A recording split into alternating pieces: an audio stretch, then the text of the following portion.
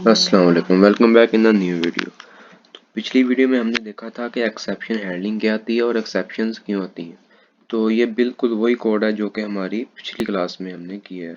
तो मैं इसको दोबारा से एक दफ़ा रन करता हूँ। ये देखो, हमने यहाँ पर एक वेरिएबल ए में इनपुट ली, एक बी में इनपुट ली और इनको हमने डिवाइड किया और हमने ट्राई कैच के ज़रिए हमने देखा था कि एक्सेप्शन को हैंडल किया जाता है।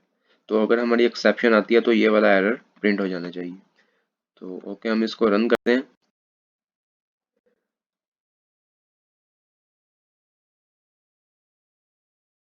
लेट्स सी, हमने फर्स्ट नंबर एंटर किया 6 और उसको डिवाइड करें हम 0 के ऊपर।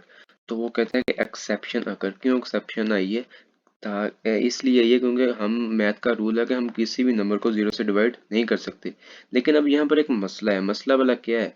चलो मान लिया हमने कि हमने जो ए में हमने 6 एंटर किया, बी में हमने 0 एंटर किया, एक्सेप्शन आ गई, ठीक है। लेकिन मुझे ये बताओ कि इस लाइन का क्या ताल्लुक है, ये लाइन हमारी प्रिंट नहीं हो रही। देखो, इस लाइन का तो एक्सेप्शन से कोई मसला नहीं है ना। देखो, अगर मैं इस लाइन को कॉपी करता हूँ, काफ़ी ज़्यादा लाइनें यहाँ पे लिख देता हूँ, मतलब यहाँ पर मैं इनमें कुछ और ऐड कर देता हूँ। समझो कि हमने बहुत सारी लाइन ऑफ कोड लिख दी है। इस लाइन के बाद हमने बहुत सारी लाइन ऑफ कोड की लिखी है, ठीक है। हम इसे दोबारा से अब रन करते हैं।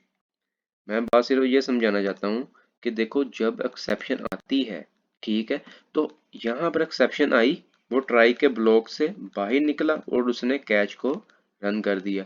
हमारी ये वाली लाइनें क्यों रन नहीं हुई? इनका क्या कसूर है इन बेचारियों का? ये तो रन ही नहीं हुई। तो अब मसला, अब ये देखो क्या आएगा। जब भी एक्सेप्शन आएगी, जो हमारी नेक्स्ट लाइंस होंगी वो तो एग्जीक्यूट ही नहीं होंगी। लेकिन फिर ये तो मसला है।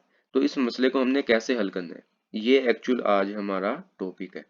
तो देखो, अगर हमें पता है, मैं इन लाइंस को फिलहाल के लिए कट कर रहा हूँ। देखो, अगर हमें क्या पता है, हमें यहाँ पर ये पता है कि एक्सेप्शन जब आनी है, एक्सेप्शन आएगी इस जगह के ऊपर, ठीक है।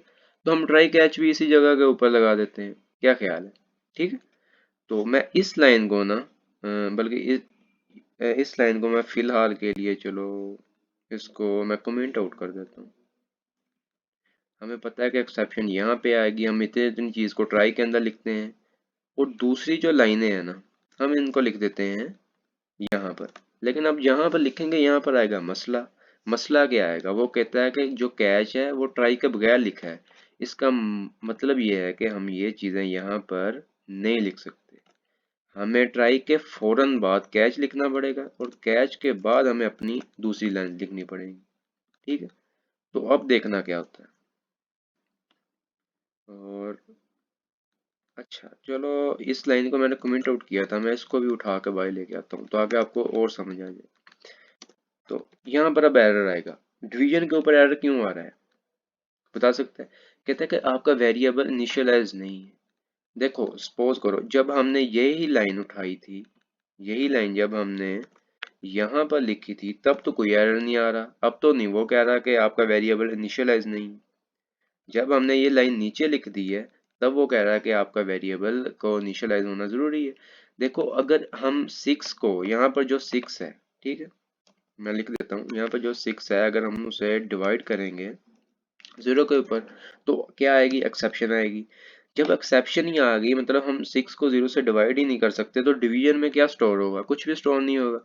जब डिवीजन जो वेरिएबल है उसमें कुछ स्टोर ही नहीं होगा, तो यहाँ पर डिवीजन में प्रिंट ही नहीं कुछ होगा। इसलिए वो कह रहा है कि यहाँ पर इसको इनिशियलाइज करवाओ। या तो इसको इनिशियलाइज करवा लो इस डिवीजन को, तब भी आपका प्रोग्राम ठीक रन करेगा। या इस पूरी की पूरी लाइन को उठा के यहाँ पर लिख दो इसके नीचे। तो फिलहाल मैं इसको इनिशियलाइज ही रहने देता हूँ। चलो, अब चलते हैं। अब मैं करता हूँ फर्स्ट 6 और उसके बाद 0। ये देखो, एक्सेप्शन आई है, ठीक है। हमारी ये वाली लाइन एग्जीक्यूट हुई। क्यों हुई? क्योंकि डिवीजन की वैल्यू 0 थी, उसने सिंपल प्रिंट कर दी।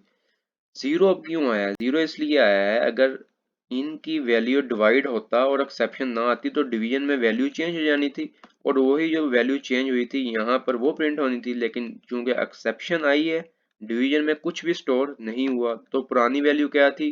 0। तो उसने 0 को प्रिंट करवा दिया और बाकी लाइंस भी देखो हमारी एग्जीक्यूट हुई हैं।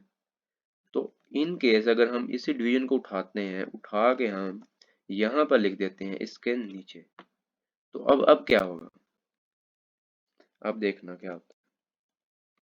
ये देखो उसने क्या किया है, अब उसने इस वाली लाइन को रन ही नहीं किया, उसने कहा कि एक्सेप्शन आकर, क्योंकि एक्सेप्शन यहाँ पर आई, वो ट्राई के ब्लॉक से बाहर चला गया, कैच को उसने रन किया, ये वाली लाइन एग्जीक्यूट हुई, उसके बाद उसने हमारी नेक्स्ट जो लाइंस थी उनके ऊपर चला गया।